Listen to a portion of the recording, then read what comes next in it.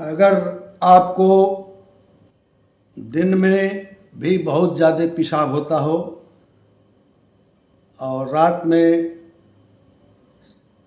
ज़्यादा होता हो, रात में उठ के बैठना पड़ता हो, शाम को ज़्यादा होता हो और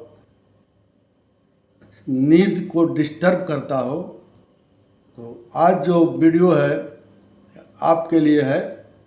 इस वीडियो में मैं डिस्कस करूँगा common cause of frequent urination. बार बार पेशाब होने की जो कॉमन कारण है, मुख्य कारण है, उसकी चर्चा करूँगा। Warning sign of need meditation, ऐसे चिन्ह को जिससे आपको मेडिटेशन लेना ज़रूरी है, उसकी भी चर्चा करूँगा। और इन्वेस्टिगेशन, इम्पॉर्टेंट इन्वेस्टिगेशन, इसमें क्या क्या आपको जांच कराना पड़ेगा, इसकी मैं चर्चा करूँगा।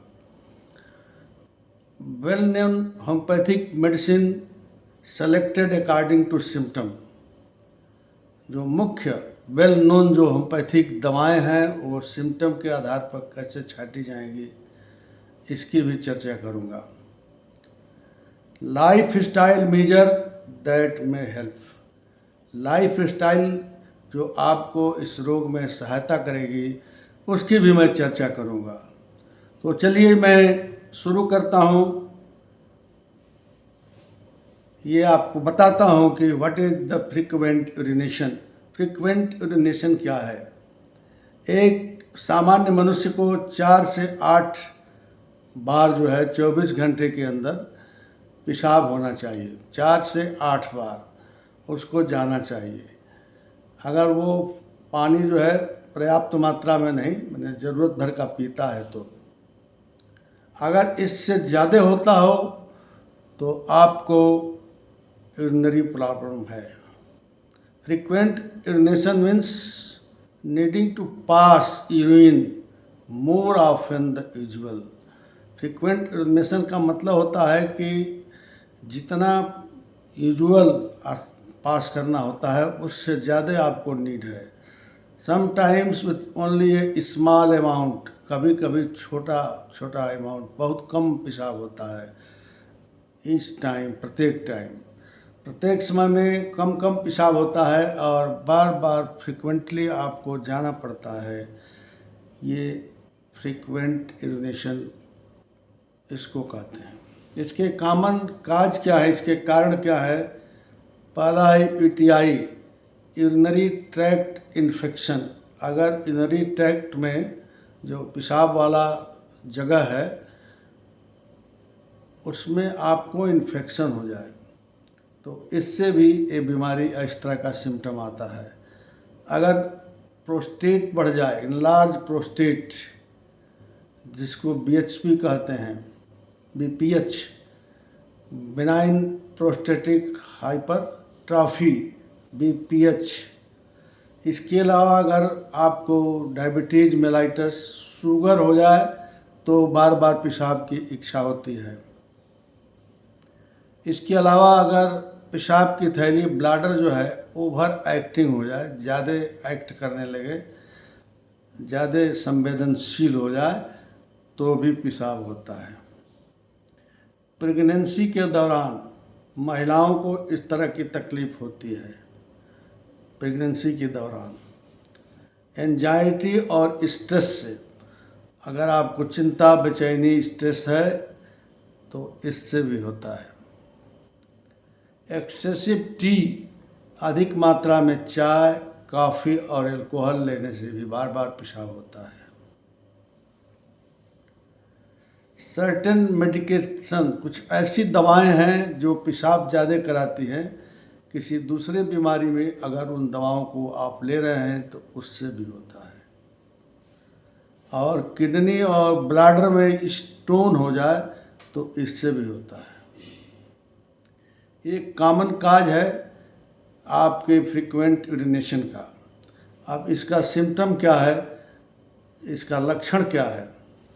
फ्रीक्वेंट अर्ज टू यूरिनेट, बार बार पेशाब करने की इच्छा होती हो, बार बार पेशाब करने की इच्छा होती है। दूसरा यह है कि passing small amount steadily, small amount में थोड़े थोड़े में बार बार पेशाब करना पड़ता हो। तीसरा इसकी अर्जेंसी, पेशाब ऐसा लगता हो कि लगता है कि नहीं जाएंगे तो छूट जाएगा, निकल जाएगा। नाइट टाइम यूरिनेशन, रात में सोते वक्त जो पेशाब हो जाता है वो इसमें आता है। और इसके अलावा जो सिम्टम है बर्निंग यूरिनेशन, पेशाब में जलन होती है। डिफ़िकल्ट, और इसके बाद डिफ़िकल्ट होल्डिंग यूरिन, यूरिन को होल्ड करना, रोकना जो है वो कठिन हो जाता हो। ब्लैडर डिस्कम्फर्ट, ब्लैडर जो है ठीक महसूस ना करता हो, डिस्कम्फर्ट महसूस करता हो। जब आप मेडिकल केयर सोचते हैं, when to seek medical care immediately, consult a doctor promptly if you have, अगर आपके पास सिम्टम है इस तरह के तो एक डॉक्टर से कंसल्ट करें। कब करें? जब ब्लड इन यूरिन में ब्लड आता हो, हाई फीवर हो, ठंडक लगती हो, चिल होता है, सीवियर बैक पेन होता हो, परसिस्टेंट वोमिटिंग होती हो, लगातार उल्टी होती हो, डिफ़िकल्टी इन पासिंग यूरिन, पेशाब पास करने में कठिनाई होती हो, दर्द होता हो, और sudden inability to control urine control नहीं होता हो, यूरिन छूट जाता हो। फ्रीक्वेंट यूरिनेशन, बार बार पेशाब होना, एक्सेसिव थ्रस्ट, ज़्यादा प्यास लगना, एंड वेट लॉस, ये सिम्टम्स हैं। इसमें रिकमेंडेड इन्वेस्टिगेशन क्या क्या कराना है आपको, जांच क्या कराना है? यूरिन रूटीन कराना है, माइक्रोस्कोपी कराना है, यूरिन कल्चर कराना है, ब्लड शुगर फास्टिंग और खाने के बाद 2 घंटे वो कराना है, किडनी फंक्शन टेस्ट कराना है, अल्ट्रासाउंड कराना है बी एरिया का, नीचे एब्डोमेन के एरिया का, पीएसए कराना है। पीएसए जो है ये मेडिकल एडवाइस दिया जाता है, इससे ये जांच होती है कि कहीं कैंसर तो नहीं हो रहा है। अब मैं मूल विषय पर आऊँगा, होम्योपैथिक रेमेडी आप इसके लिए क्या क्या लेंगे। होम्योपैथिक मेडिसिन ये टोटलिटी ऑफ सिम्टम पर प्रिस्क्राइब किया जाता है, पूरा सिम्टम के आधार पर चलता है, सिम्टम लिया जाता है, नॉट मेयरली डायग्नोसिस, केवल डायग्नोसिस पर इसकी दवा नहीं छाटी जाती है। Diagnosis is only help to select medicine, diagnosis जो है वो मेडिसिन को सेलेक्ट करने में हेल्प करता है, लेकिन होम्योपैथिक जो है टोटलिटी ऑफ सिम्टम पर चलती है। फॉलोइंग रेमेडी जो है नीचे मैं बताऊंगा, जो रेमेडीज़ हैं ट्रेडिशनली यूज्ड इन होम्योपैथी, उसको बार बार होम्योपैथिक में यूज किया जाता है।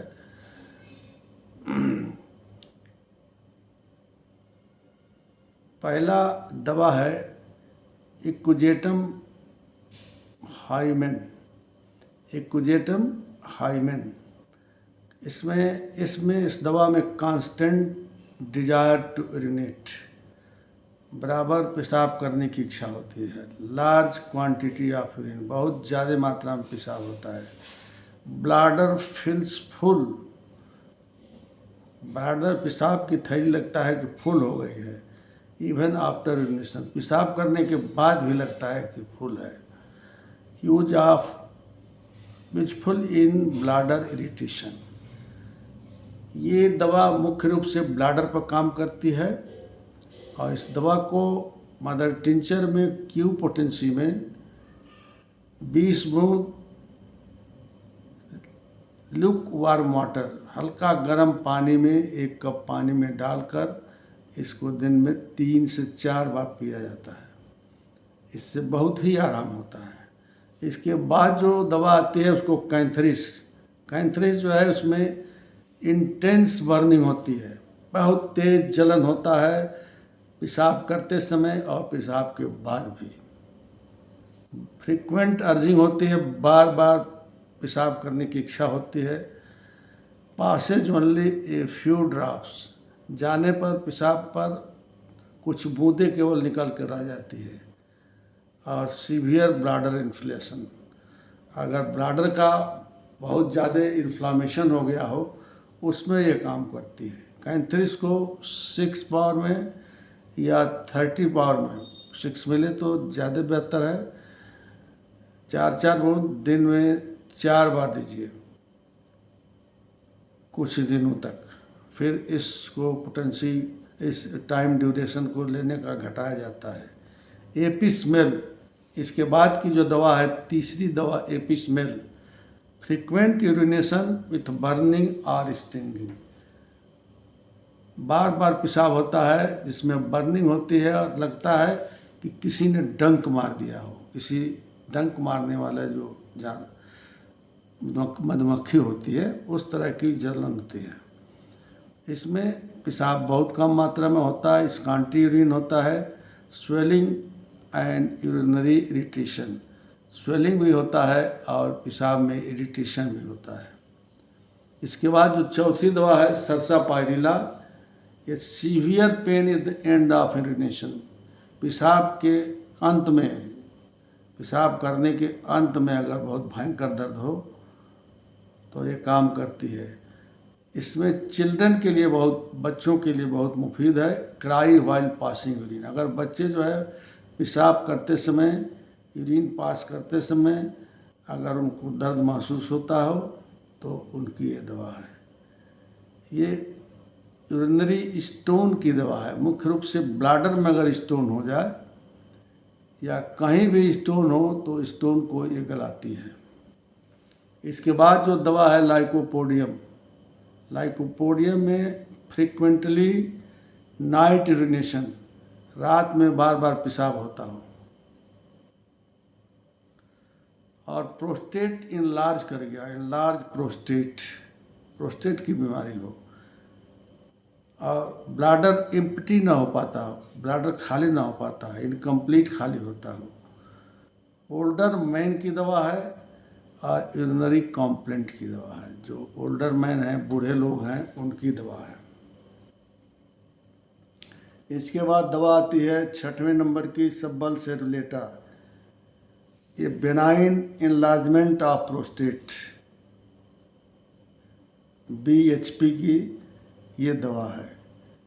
इसको 10 बूंद या 20 बूंद तक सुबह शाम या दोपहर में भी आवश्यकता अनुसार इसको आधे कप पानी में लिया जाता है। डोज का निर्धारण डॉक्टर की सलाह पर होना चाहिए। इसमें स्ट्रीम जो है, जो धार है, वो पतला हो जाता है, वीक हो जाता है, और बाद में पेशाब करने के बाद ड्रिबलिंग होती है, चूता है, थोड़ा थोड़ा बूंद बूंद करके पेशाब करने के बाद भी चूता है। और रात में फ्रीक्वेंट नाइट यूरिनेशन, रात में जो है बहुत पेशाब होता है, बार बार बार बार। उसके बाद 7वीं दवा है पल्सेटिला, अगर अनैच्छिक रूप से बिना जानकारी के ही यूरिन लीक कर जाए, frequent urination with changeable symptom, इसमें जो है बार बार पेशाब होता हो और सिम्टम बदलते रहते हैं। ये माइल्ड, बहुत नरम लोगों के लिए है, इमोशनल लोगों की ये दवा है। ऐसे लोगों की दवा है जो रिच और फैटी फूड खाते हैं। इसके बाद जो 8वें नंबर की दवा है कास्टिकम, कास्टिकम जो है इनवॉल्वेंट्री यूरिन लीकेज, बिना जानकारी के जो है यूरिन लीक कर जाए और ब्लैडर का मसल्स जो है वीक हो जाए। यूरिन स्केप व्हाइल कफिंग और स्नीजिंग, खांसने पर या छींकने पर यूरिन निकल जाता हो। इसके बाद जो 9वीं दवा है creosote, urgent desire to urinate, इसमें भी अर्जेंट डिजायर होता है यूरिनेट का। इनकॉन्टिनेंस, इसमें भी पेशाब छूट जाता है, स्पेशली एट नाइट, नाइट में, रात में बिस्तर में पेशाब छूट हो जाता है। बेड वेटिंग इन चिल्ड्रेन, बच्चे जो हैं, जो छोटे बच्चे हैं जो रात को पेशाब कर देते हैं, उनकी ये दवा है। उसके बाद 10वीं दवा है अर्जेंट नाइटिकम। फ्रीक्वेंट यूरिनेशन, इसमें बार बार पेशाब होती है और एंजाइटी होती है, नर्वस होता है और इमोशनल स्ट्रेस से सिम्टम बढ़ता है। जब वो इमोशन उसके अंदर आते हैं तो स्ट्रेस से, तनाव से जो पेशाब के सिम्टम है वो बढ़ जाते हैं। इसके बाद जो दवा है 11वीं नंबर की थूजा। थूजा ये प्रोस्टेट इनलार्ज की महत्वपूर्ण दवा है। ये साइकोटिक मेडिसिन है। इसको सारे दवाओं के साथ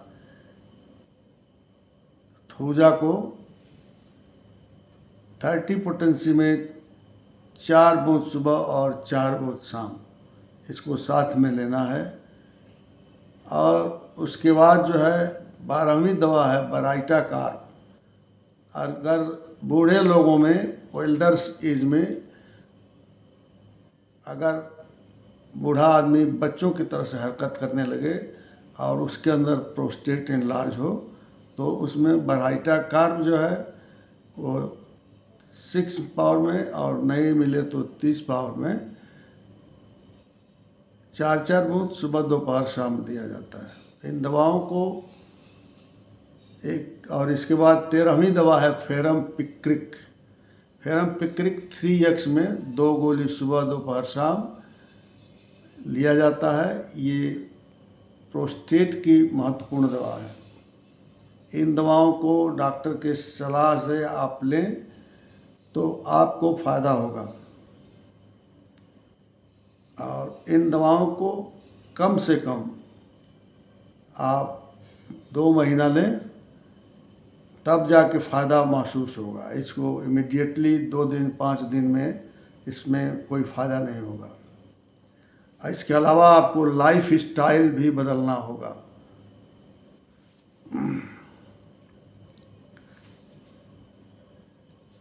पर्याप्त मात्रा में पानी पीना चाहिए, लेकिन एक्सेसिव पानी मत पीजिए। और प्रोस्टेट के और शुगर के मरीजों को 6 बजे शाम से पानी कम लेना चाहिए। जितना कम हो जाए उतना कम लेना चाहिए। चाय, कॉफ़ी और अल्कोहल वाली ड्रिंक,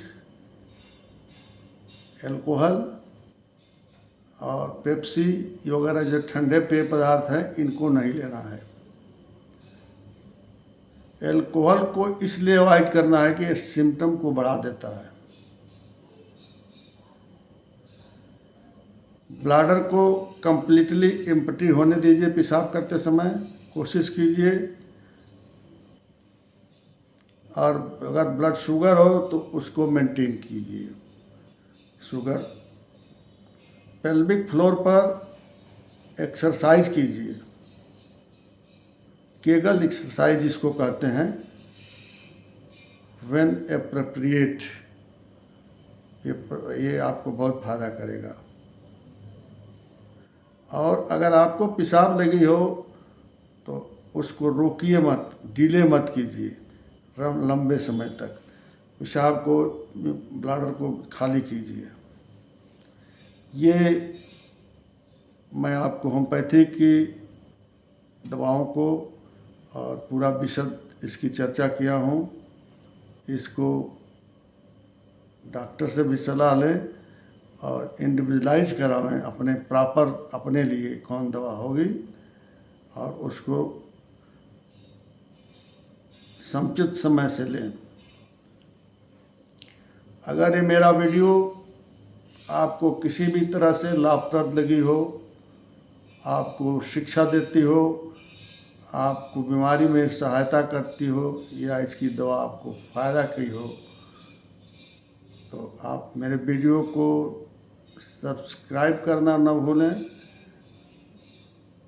क्योंकि मैं और भी सारी वीडियो तमाम रोगों पर लाने की कोशिश कर रहा हूँ, ताकि जनमानस होम्योपैथिक दवाओं के प्रति अवेयर हो सके, क्योंकि ये ऐसी पैथी है जो साइड इफ़ेक्ट नहीं है, ये परमानेंट इससे रोग ठीक होता है और इस दवाओं का दुष्प्रभाव नहीं है अन्य पैथियों के दवाओं की तरह से।